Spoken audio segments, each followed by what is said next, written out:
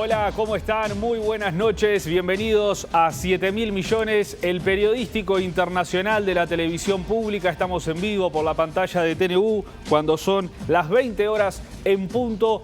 Hoy en un programa especial donde les vamos a plantear un debate en el que ustedes también van a poder participar y algunos ya han participado. Vamos a estar hablando de por qué camino avanza el mundo, si el camino es el del proteccionismo o el camino es el de la apertura comercial, porque hay grandes potencias que se cierran, otras que apuestan a la apertura, y hoy vamos a tratar de entender qué es lo que está sucediendo y cuál aparentemente es el camino correcto a seguir, o por lo menos eso parecería. Álvaro, este es el tema hoy. Sí, tremenda pregunta, y yo diría que cuidado con creer que no tiene nada que ver con nosotros, porque vamos a hablar de los pesos pesados del mundo, de los que se anuncian guerras comerciales, y sin embargo tiene impactos. Vamos a intentar entender qué está pasando y después preguntarnos, como siempre, qué significa para nosotros, con invitados de lujo. Así que, gran programa. Es así, vamos a ir introduciéndonos en el tema, el proteccionismo y la apertura comercial.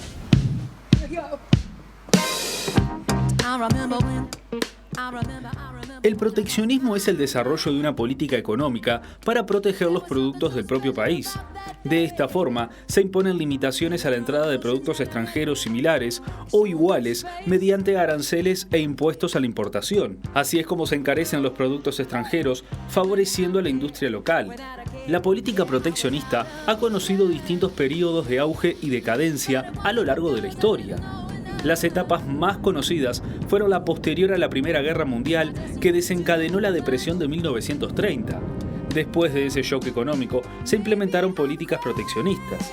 La crisis económica internacional desatada en 2008 favoreció el avance de las posturas restrictivas en el comercio exterior y nuevamente las naciones establecieron mayores trabas desde entonces. Los países que más adoptaron medidas discriminatorias al comercio exterior fueron Estados Unidos, China, Rusia, Brasil, Alemania, India y Reino Unido, y también la Unión Europea. Según un estudio de Global Trade que analizó los impactos de estas restricciones, estos mismos países fueron los más perjudicados por estas políticas, exceptuando en gran medida a Rusia. En la región se destaca el caso de Brasil, que en la década de 1950 implementó barreras comerciales y subsidios del gobierno que obligaron a las grandes empresas de automóviles a establecer plantas en el país. La economía de Brasil comenzó a abrirse al mundo a partir de 1990, aunque las políticas proteccionistas a ciertos productos continúan siendo parte de la economía de ese país. Durante el gobierno de Cristina Fernández en Argentina, se aplicaron medidas restrictivas a la importación de ciertos productos, lo que afectó a las exportaciones uruguayas. El gobierno de Mauricio Macri, al contrario de su antecesora, emprendió la apertura de Argentina al mundo, pero la mala gestión económica y la inesperada desconfianza de los inversores no lograron efectos positivos. Recientemente, Donald Trump, en su guerra comercial con China, subió los aranceles de miles de productos que son exportados desde el gigante asiático. La respuesta de China fue exactamente la misma.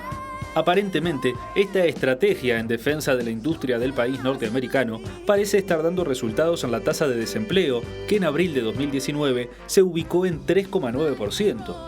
Una de las mayores paradojas se encuentra en Hong Kong, región administrativa de la República Popular de China, que cuenta con aranceles atractivos para las exportaciones de bienes y servicios. En América Latina, el caso de Chile y la firma de múltiples tratados de libre comercio lo sitúan como uno de los más aperturistas de la región. Aunque la clase media prosperó en los últimos años, la pobreza sin subsidio estatal alcanzaría las 5 millones de personas. La historia muestra que los países desarrollados llevan el vaivén de la economía internacional, a la cual se tienen que adaptar los países emergentes.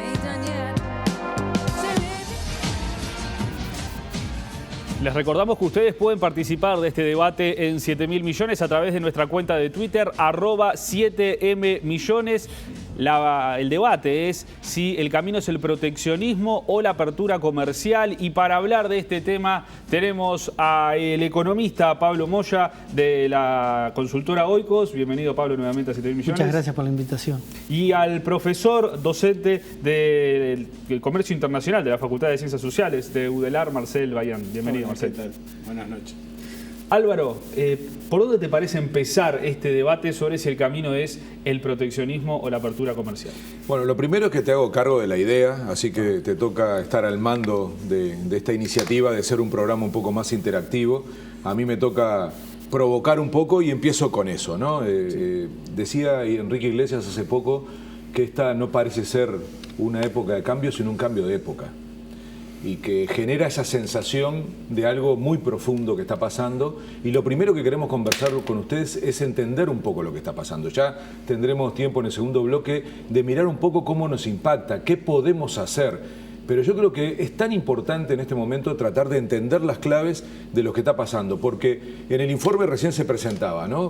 ¿Quién nos iba a decir hace unos años que Estados Unidos iba a aparecer como una potencia impulsando el proteccionismo, cerrándose, planteando de alguna manera el aumento de aranceles, y China comunista defendiendo el libre comercio? O sea, es una etapa que hay que primero intentar entender para saber cómo pararse. Porque además un país, una región como la nuestra, necesita primero saber de qué se trata para tener una estrategia, dado que no va a ser por el lado del tamaño que se logre. Entonces, ¿qué es lo que está pasando? ¿Qué está pasando con esta concepción de la apertura, del libre comercio, del hecho de que el mundo en materia comercial tenga una gobernanza y no simplemente la ley de la selva? ¿Qué está pasando? ¿Cómo entender esta etapa? Yo creo que es la primera provocación para intentar, junto con ustedes, poner de alguna manera una base interpretativa en esta realidad. Pablo, ¿querés hablar? Bueno, arranco. Una pregunta con muchas aristas. Ahí tocaste muchísimo, desde geopolítica hasta economía internacional. El disparador quizás es lo que planteabas, como ese pseudo cambio de paradigma, ¿no? Entre Estados Unidos aperturista y volviéndose a cerrar, y China cerrado y aperturista, ¿no? Parecería un cambio de paradigma, desde mi punto de vista, parecería, porque en realidad entiendo que la posición de Estados Unidos es en respuesta a ese crecimiento que ha tenido China, o ese situarse claramente como la segunda economía a nivel internacional, y con el horizonte de que muy breve va a ser la primera. Entonces me parece que es como reactivo el cambio de Estados Unidos en una época, Marcel seguramente conozca más o pueda aportar más, en un cambio o un renacimiento de los nacionalismos. En los nacionalismos en Europa, pero también en Estados Unidos, que siempre estuvo muy latente, pero me parece que en los últimos tiempos ha tomado vigor. Entonces, me parece que entenderlo desde ese punto de vista puede dar una línea para entender, ¿no? Ya te digo, o ya les digo, creo que es un pseudo cambio de paradigma. Estados Unidos va a continuar con el tema de apertura, y bueno, hay que ver cómo se ensambla en este mundo, en este sistema capitalista, el ingreso de China, ¿no? Marcel, ¿cuál es tu opinión sobre esto? Bueno, es una pregunta muy grande, y para ordenarse la voy a reducir, digamos, a algo bien específico y de algún modo que describe un fenómeno. La economía internacional, desde principios de la década de los 80, podría uno poner la fecha un poco antes, a la actualidad, ha crecido sistemáticamente en un contexto en donde el comercio crece más que el nivel de actividad. Es decir, que lo que ha ocurrido con el mundo en términos planetarios es que el crecimiento ha sido cada vez más abierto. De hecho, se reconoce que el comercio y el progreso técnico han sido las dos fuentes fundamentales de crecimiento económico en términos comparados. Por poner una cifra, en comercio a producto a principios de los 80 era el 15%, hoy es el 32%, el 33%. Eso es un punto. El otro punto es que en las últimas 2 décadas, o década y lustro, la economía internacional sufrió un proceso de fragmentación de la producción a escala mundial. ¿Esto qué quiere decir? Que los procesos productivos se particionaron y del punto de vista del comercio eso se revela en que cada vez más el comercio de actividad intermedia en bienes y servicios, es decir, cuando digo actividad intermedia, quiere decir que los países compran cosas que luego procesan, que eventualmente absorben domésticamente o que procesan y le venden a un tercero que a su vez le vende a otro. Cualquiera mira cualquier manufactura moderna con las que comúnmente utilizamos, esto tiene 10 o 15 jurisdicciones nacionales metidas adentro. Se produce en partes y en lugares distintos. Exacto, y en algún lado se arma. Y eso de algún modo ha motorizado incentivos y ganancias del comercio. Uno de los protagonistas centrales de las reglas internacionales que permitieron esta configuración internacional fue Estados Unidos. Desde la posguerra para acá, digamos, con la propia creación primero del GATT y luego de la Organización Mundial de Comercio, pero en una mirada más corta, Bush padre, Clinton 1, Clinton 2, Bush hijo 1, Bush hijo 2, Obama 1, Obama 2, Estados Unidos hizo en materia de política comercial y en materia de posicionamiento internacional más o menos siempre lo mismo, ¿sí? Bajo la idea, digamos, que la defensa del libre comercio, el funcionamiento de las reglas, tenía una externalidad positiva para un protagonista fundamental de ese proceso. Lo que pasa es que durante todos estos años han ocurrido fenómenos relevantes en términos de reorganización de actores y esa relocalización de la actividad económica empezó por fragmentos pero se fue profundizando. Al punto hoy que los países del sudeste asiático, entre los cuales China ocupa un lugar fundamental, pero no solamente China, es el triángulo China-Corea-Japón, crecientemente tienen una hegemonía fundamental, en particular en la producción de manufacturas y en la producción de manufacturas de alto contenido tecnológico. Ese es el escenario, ¿sí?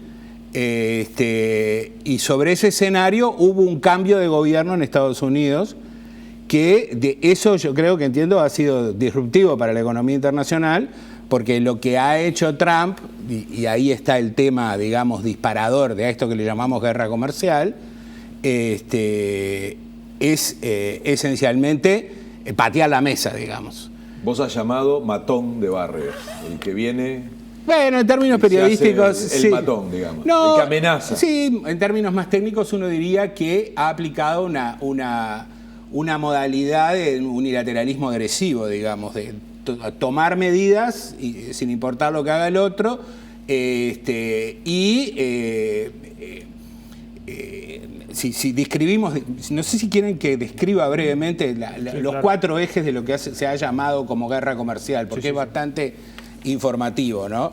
Me estoy basando en un texto de Chad Baum, que es un académico americano del Peterson Institute, que hizo como una guía, porque son muchos eventos en términos de acciones y reacciones, pero él lo sistematizó en 4 batallas, ¿no? En términos bélicos, hablando de una guerra comercial, son 4 batallas. Bien. La primera batalla ha sido sobre manufacturas, paneles solares y máquinas de lavar, pero de escala semi-industrial, ¿sí? Esa es una batalla que ha sido de algún modo metida dentro del código de la OMC, porque se ha aplicado una salvaguarda global, es decir que esa salvaguarda global está hecha bajo el racional de que hay un daño a los sectores domésticos de Estados Unidos por mucha penetración de importaciones en estos productos y que ese daño, en términos de las reglas de la OMC, permite aplicar una salvaguarda global. Pero lo que pasa es que la modalidad de la salvaguarda global implicó de que fueron excepcionando a los coreanos, a los europeos, hasta que finalmente quedó China. Así que la salvaguarda global se convirtió en una discriminación orientada a pegarle a China. Después está en otro paraguas, que es el de la seguridad nacional, los temas de defensa, el tema del aluminio y el acero. ¿Sí?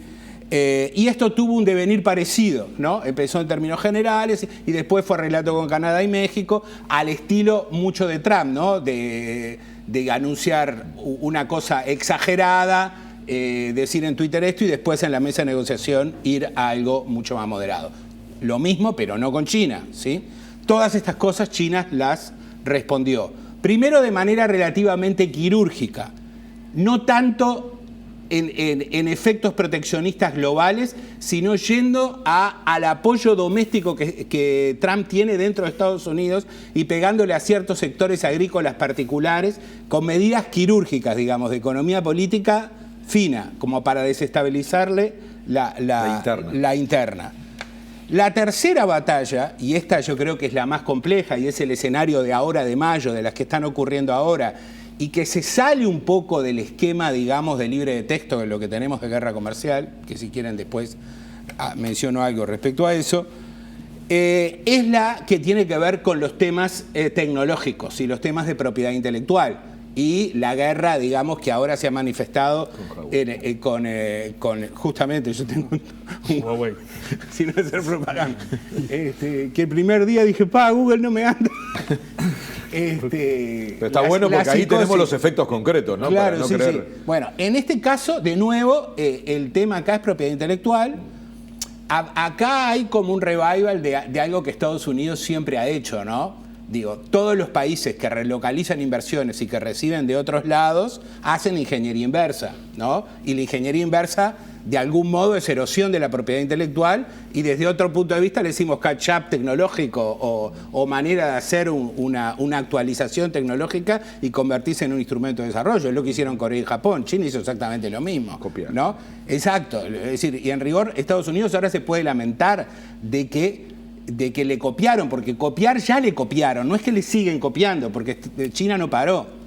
Entonces, esta es la más fuerte de todas. Y esta es la que está más mezclada con aspectos ideológicos que hacen a los fundamentos del colectivo de Trump. Hay que escucharlo a Bannon hablando sobre esto, y no habla sobre guerra comercial, habla sobre hegemonía mundial, habla sobre otras cosas, ¿sí? Esta es la más pesada y es la que se está poniendo caliente este año. Y la última es la automotriz, que tiene menos eventos y que está confundida porque el sector automotriz está sometido a una revolución tecnológica en términos de paradigma de combustibles fósiles a eléctricos y en términos de que es el sector manufacturero escenario más intenso de la robotización y la automatización.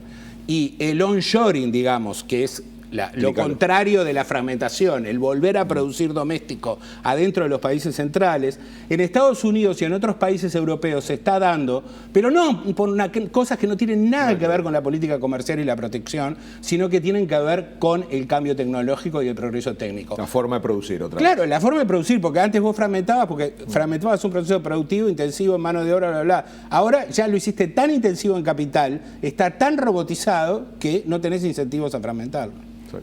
Y los resultados que está teniendo Trump, por ejemplo, la tasa de desempleo más baja de los últimos 50 años, ¿no son resultado de parte de estas políticas? Nada que ver. No. Es otro asunto y es muy importante. Esa es una confusión ideológica. Es decir, acá hay otro evento que es el tema macroeconómico global. Yo no soy macroeconomista, mi tema es la política comercial, pero está directamente vinculado. Estados Unidos viene funcionando desde hace décadas en una situación de exceso de gasto permanente. Déficit público creciente, empresas endeudadas, familias endeudadas, ha hecho ajustes, pero ha vuelto estrictamente a lo mismo. Los déficits comerciales que Estados Unidos pretende resolver con política comercial son ridículos, porque la política comercial refuerza el déficit, porque revaloriza el dólar. Estados Unidos sigue gastando más de lo que produce, obtiene financiamiento internacional, y eso es básicamente el tema del déficit. Y ese déficit de algún modo, y ese exceso de gasto es el que está vinculado también con la actividad doméstica, ¿sí?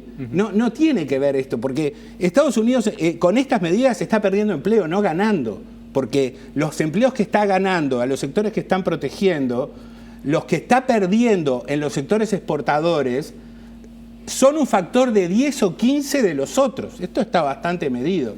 Y además, los efectos que está teniendo en términos proteccionistas son peores porque están aumentando los precios al consumidor. Es decir, no está teniendo efectos en términos de intercambio positivos, que es lo que es el desvío del proteccionismo. ¿Cuál es el fundamento de la guerra comercial?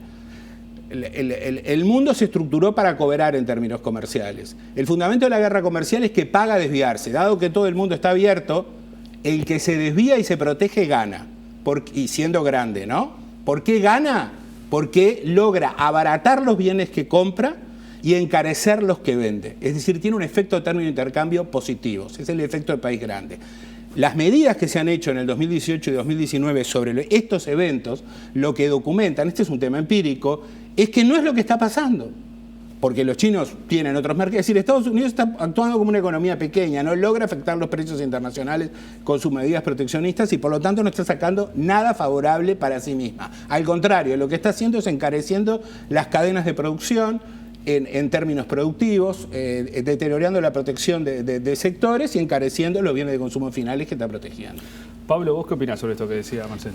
Clarísimo, comparto. Me parece que hoy cuando hablaba de esos pseudos cambios de paradigma, es lo que técnicamente escribió Marcel. Se confunde de que los logros, los números macroeconómicos parecería que avalan todo esto, que en realidad no están así, se dan por X motivos.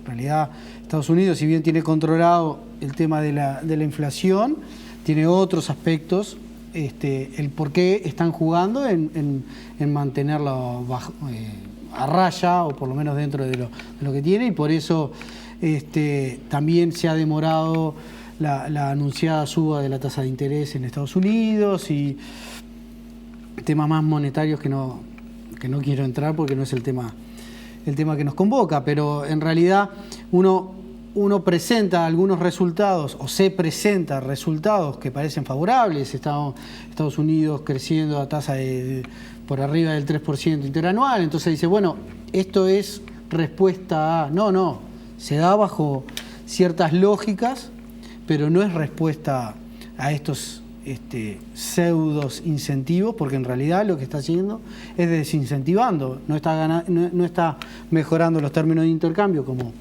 se explicitó recién, y en realidad la inflación la tiene bajo cuidado. Y los términos del crecimiento, bueno, siempre son bastante contradictorios en lo que tiene que ver a tasas de crecimiento del producto, pero sobre todo del mercado laboral, que es algo que la Fed sobre todo tiene como objetivo, ¿no?, en determinar su política monetaria, mirando la actividad, pero el empleo conjuntamente con la inflación. Entonces, me parece que hay que claramente separar aguas y ver cuáles son los efectos reales que está generando sobre la economía, que es muy probable que no se perciban hoy, que lo que más que se percibe son esos anuncios que, como bien se decía, son en muchos casos lo que se anuncia públicamente es algo vía Twitter, y después lo que realmente se efectiviza. Álvaro, antes de ir a la primera pausa. Poner sobre la mesa otro actor, ¿no? Que hablemos mucho de los estados, y en política internacional tiende uno siempre a pensar en países. Eventualmente, como decían ustedes, los organismos internacionales, entonces la Organización Mundial de Comercio, en fin.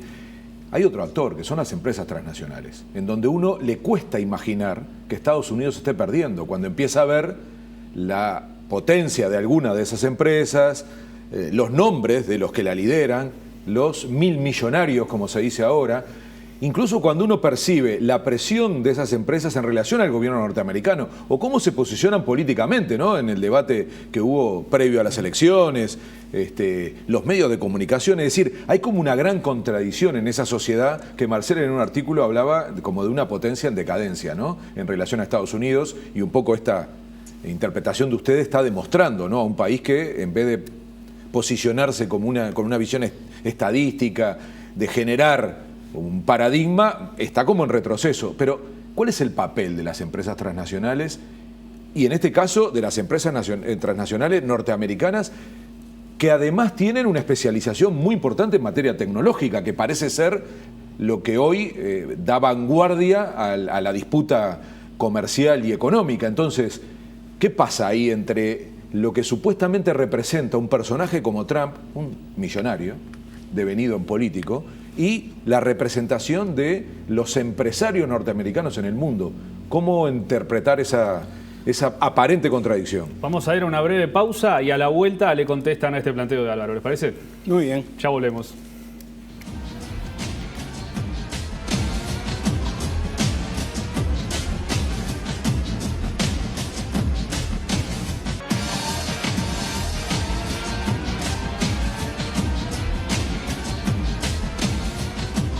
Seguimos en vivo por la pantalla de Televisión Nacional en 7.000 millones, hoy debatiendo sobre la apertura comercial o el proteccionismo. Álvaro, antes de ir a la tanda, vos planteabas el tema de las empresas transnacionales.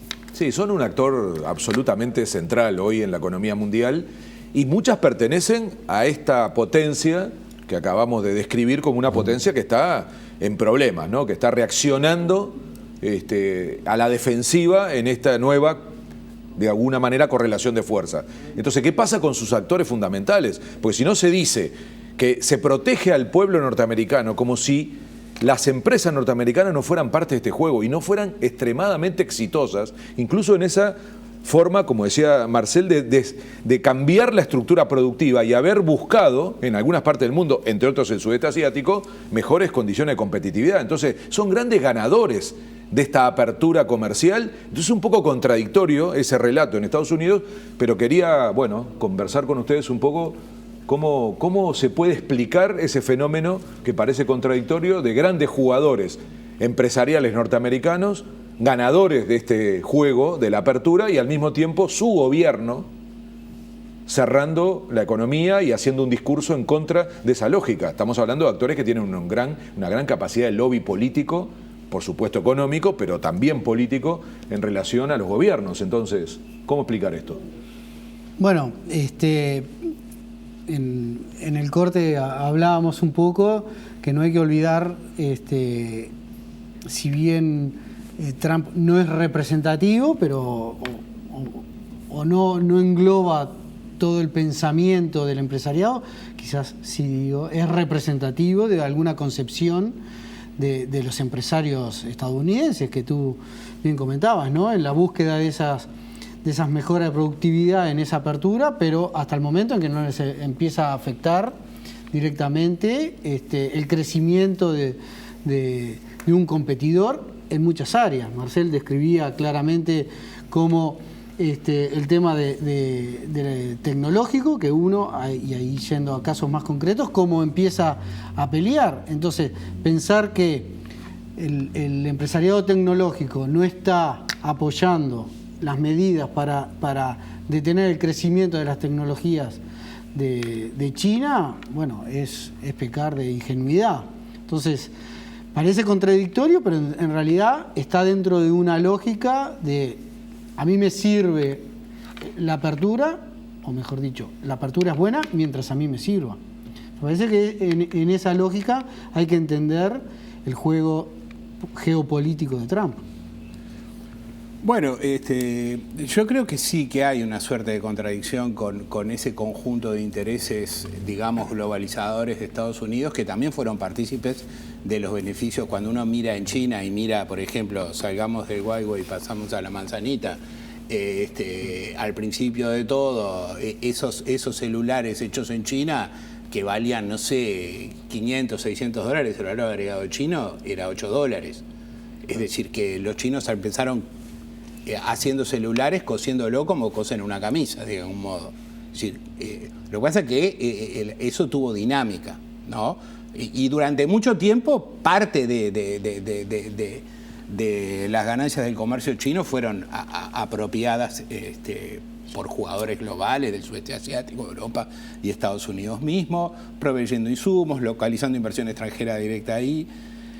Y todo lo que conté sobre Estados Unidos también tuvo un capítulo China, digo. Empecé con Bush padre. Bush padre fue el primer embajador a principios de los 70 de Estados Unidos, después de las visitas de Kissinger a China. Es decir, que esto es todo el mismo fenómeno.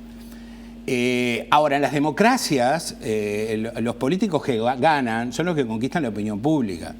Y si bien en Estados Unidos yo creo que el votante mediano, es decir, la mayoría de la población fue partidario de Hillary Clinton, la particular estructura política del sistema electoral de Estados Unidos hizo que la representación de ciertas jurisdicciones particulares expresaran la situación de, aunque haya ganancias globales del comercio, ganancias empresariales particulares y ganancias globales en términos que, como dije, la mayoría de la población de Estados Unidos, si tuviera que votar de nuevo, votaría de repente a alguien en continuidad con lo que ha hecho Obama o en ese caso Hillary Clinton.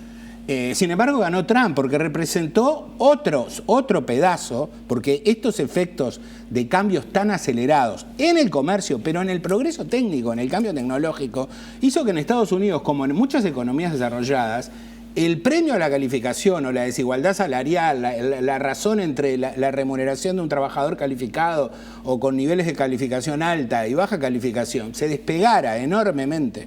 Es decir que, y sobre todo en un país sin una institucionalidad amortiguadora del punto de vista, Estados Unidos no es de Europa, digamos, sin estructuras de protección social, ¿no?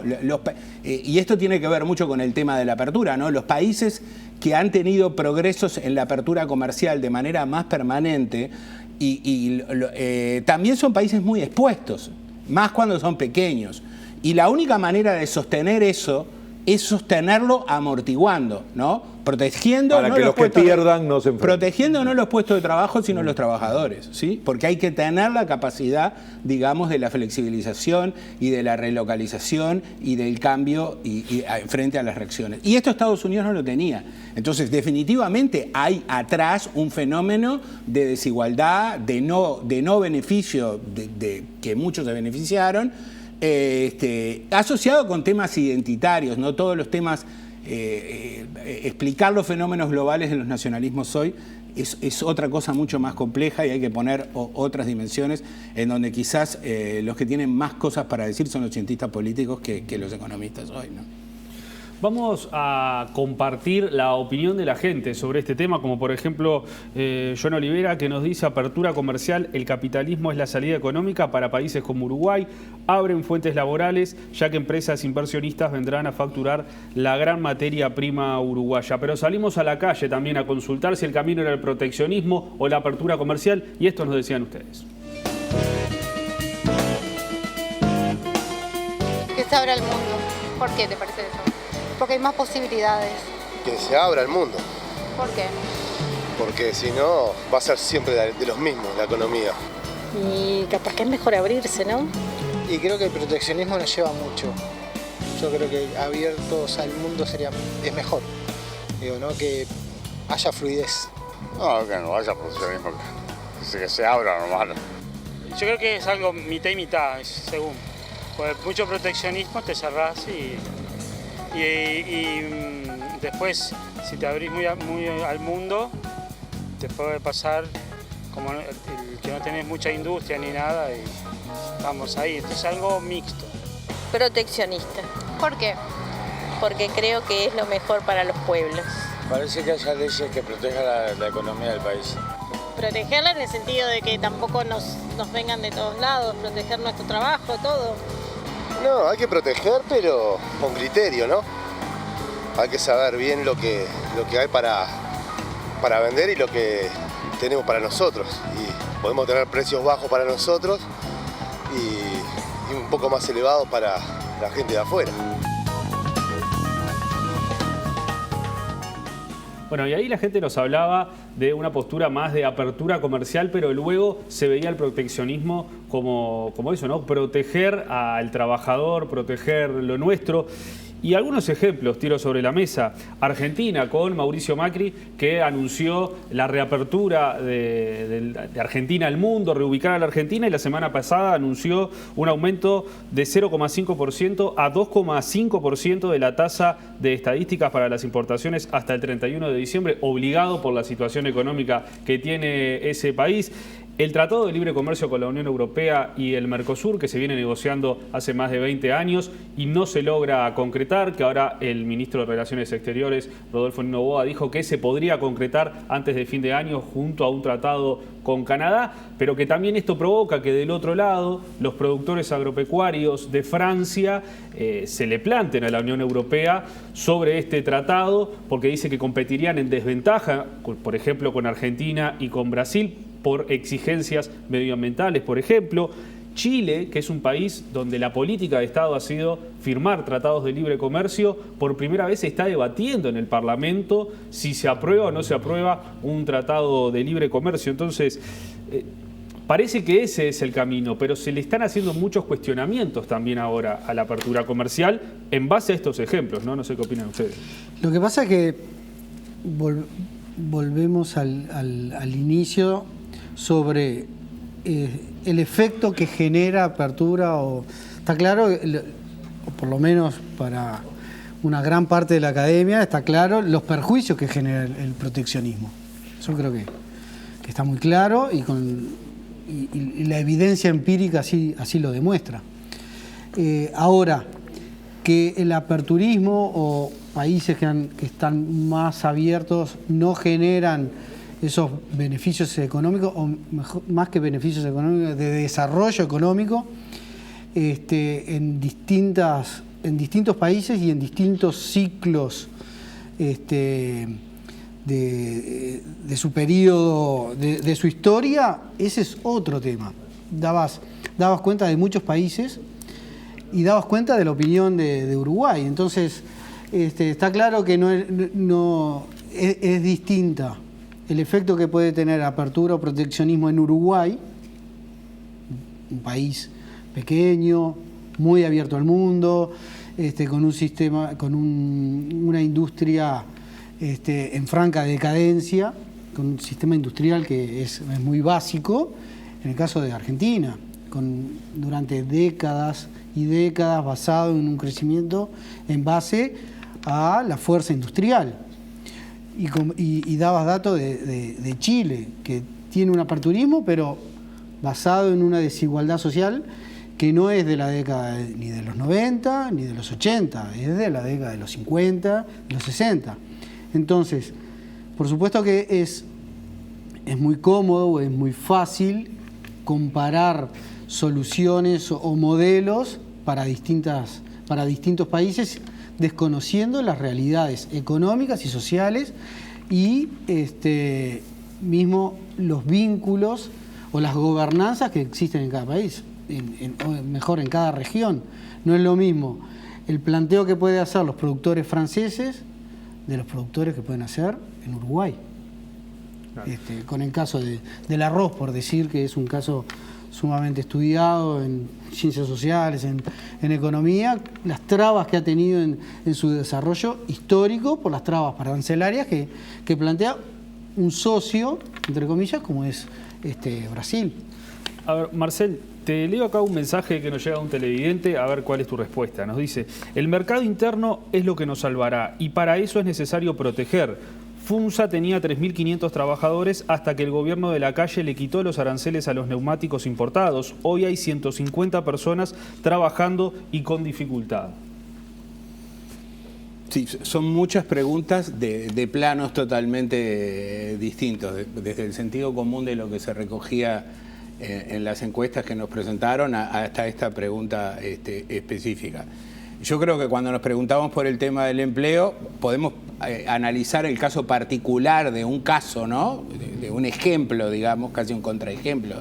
Y después decir, un país como Uruguay, que tiene 3 millones de habitantes, en donde las tecnologías modernas funcionan en economía de escala y los costos medios se hacen así, un mercado de 3 millones de habitantes, producir para un mercado de 3 millones de habitantes una estructura productiva más o menos integrada verticalmente, no es que sea caro o difícil, no es verosímil, es inverosímil, es imposible, es directamente fuera del dial de lo posible.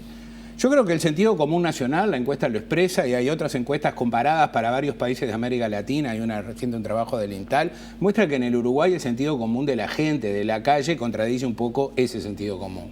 Y es que Uruguay es un país con una vocación de integración internacional.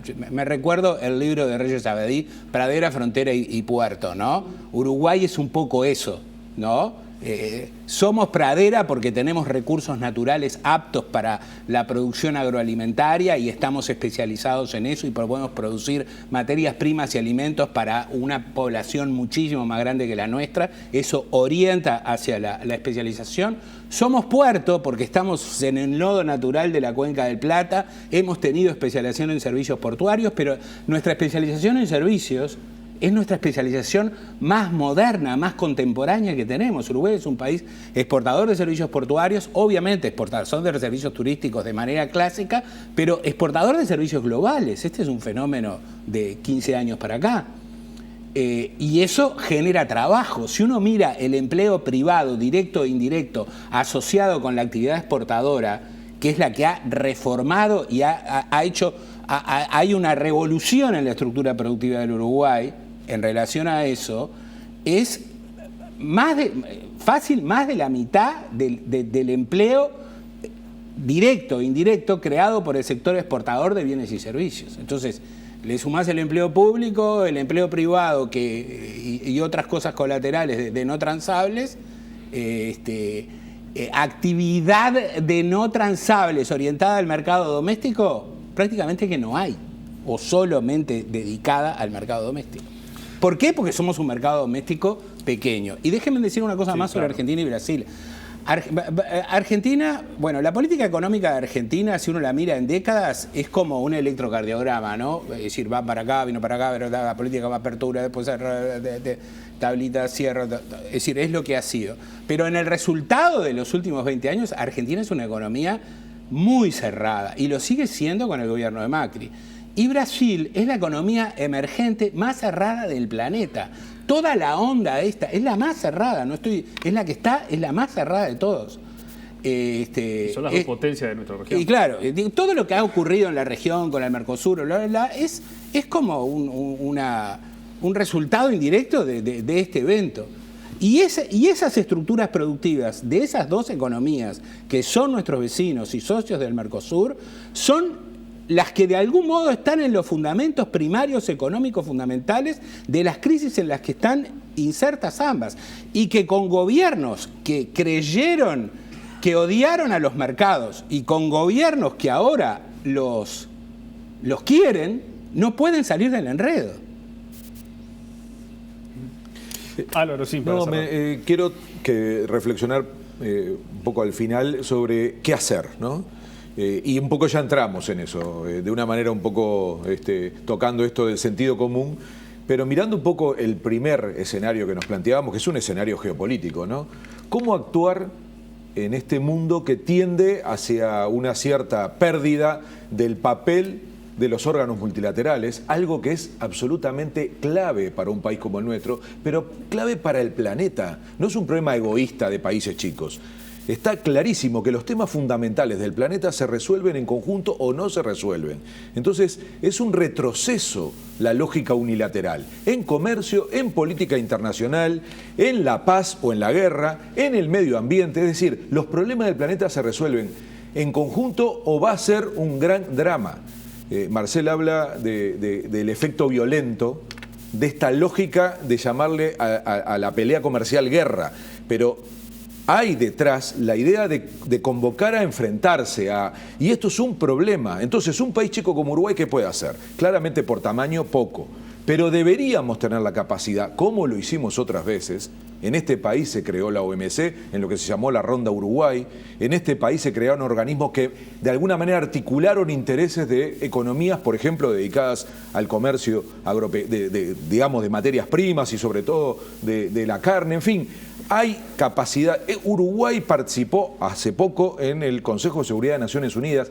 Hay espacio para los países chicos si tienen un guión. Entonces, mi última provocación es cómo no resignarnos a un papel absolutamente pasivo, sino tener algunas iniciativas, algunas que pueden tener clave regional, digamos, en lo que significa el papel de América Latina en ese concierto internacional, otras que pueden tener una lógica más transversal de países chicos o productores de determinadas cosas. En fin, hay algo para hacer. Lo peor parecería, además de que es necesario pensar una estrategia de país, sería abandonar la idea de una actitud proactiva en el campo internacional, donde, repito, el prestigio es muy importante y Uruguay lo tiene. Bueno, una forma de hacer es no hacer nada, que me parece que es un poco lo que ha pasado en los últimos años. A tratar de que nos lleve la corriente con el Mercosur, y como bien lo describía Marcel, el tema de qué tan cerrados son nuestros socios, caso clarísimo de Brasil, y con intermitencias Argentina. Entonces, aprovechando la oportunidad que muestra alguna disposición de ser más aperturista Argentina, creo que hay que presionar por ahí para tratar de que efectivamente el Mercosur se abra y empujar en ese sentido. Tiene que tomar un papel Uruguay en la senda, pero sobre todo, y tomaba tus palabras de un guión. Creo que ahí, eso también es falta del proceso de Uruguay, de no tener un guión, de tener deseos de ser aperturista, pero cuando se presentan las posibilidades no lo concreta. Bueno, acordar hacia dónde vamos, más allá del tema de esta guerra, batallas, problemas de matones que está la economía actual, tener ese guión, esperar cómo dar los golpes necesarios para obtener el rédito, pero siempre con ese guión. Me parece que ahí debería ser la estrategia. Marcel. Sí, yo creo entender en tu pregunta, la cual me siento alineado totalmente en la motivación de lo que planteás, de que los países pequeños son países que gravitan poco desde el punto de vista económico global, incluso si lo sumás a todos. Pero es decir, la actividad económica en el mundo está concentrada en algún conjunto de emergentes, más lo del G7, G8, y ya está. Estamos en el 90% de las actividades económicas relevantes, y población también. Pero los países pequeños tienen algo en los organismos multilaterales que es relevante. Son muchos, son la mayoría, la neta mayoría, ¿no? Y el mundo tiene desafíos que solamente salen de salidas y soluciones multilaterales. Y no pasa únicamente con el gobierno. Esta casa es única, es una sola, somos la humanidad, tenemos un desafío, entre otras cosas el tema del cambio climático es un asunto, hay políticas que ya dejaron de ser políticas nacionales, y bueno, desde el mundo construyó paz, construyendo instituciones multilaterales y fortaleciéndolas. Hoy hay un desacople. El otro día estaba con jerarca relativamente alto, no voy a mencionar de dónde, pero un organismo multilateral importante, y uno escucha el discurso de los organismos multilaterales y queda un poco desencajado, desacoplado de la realidad de lo que está pasando, porque está en neta contradicción con lo que están haciendo los actores con el liderazgo y la responsabilidad mayor. Entonces ese es su problema. Por eso yo hace poco decía, está el grupo de los 20, pero en cualquier grupo que se forma y coordina cosas, los que están peor son los que no están. Entonces, los países pequeños no están. Entonces, lo que hay que hacer es estar. Y la manera de estar es estar muchos. Y coordinar y alinear y establecer posiciones y lograr establecer círculos positivos de solución en el plano comercial, en el plano de las relaciones internacionales y de los conflictos internacionales. Tengo cosas para decir acá, pero voy a evitarlas porque no llevaría para otro programa. Y en los temas también globales, asociados a los temas de cambio climático, asociados a los temas de competencia a nivel global, a los temas de seguridad, a los temas migratorios. Son todos asuntos que solamente se desarrollan, se envuelven en foros multilaterales o plurilaterales. Y ahí es que los países pequeños tienen un protagonismo a llamar, a ocupar. Y Uruguay particularmente siempre ha estado en esos lugares. Podemos discrepar si está bien lo que hizo ahora, pero Uruguay siempre ha estado. Y ahí es que tenemos que alinearnos para que esté más, para lograr tener iniciativas y tener una política internacional multilateral mucho más fuerte de la que se ha tenido. No es que no se haya tenido, simplemente que necesitamos más de eso, porque no hay solución a los problemas futuros sin más multilateralismo. Marcel Baigán, Pablo Moya, muchas gracias por haber estado hoy en 7.000 millones con nosotros. Gracias a ustedes por la invitación. Álvaro, gracias a vos también. Por favor, un gusto. Ahora nos vamos a ir a una breve pausa y ya venimos con el cierre de 7.000 millones.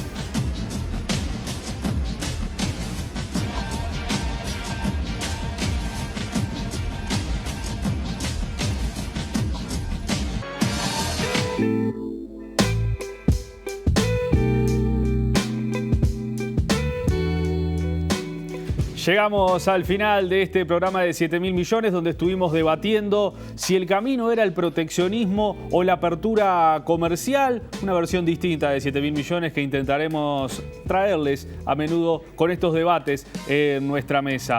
Nos vamos, les recordamos que la repetición de 7.000 millones es el domingo a las 11:30 de la mañana y que a partir de mañana pueden ver este y todos los programas de las 4 temporadas de 7.000 millones en la videoteca de Televisión Nacional y también en el canal de YouTube. Nos vamos con música. En esta oportunidad les vamos a presentar a una de las bandas con las que musicalizamos nuestros informes. Es Crazy, el tema interpretado por Scary Pockets en su versión callejera. Nos vamos con su música y los invitamos a estar nuevamente con nosotros el próximo lunes a las 20 horas por la pantalla de Televisión Nacional. Que pasen muy bien.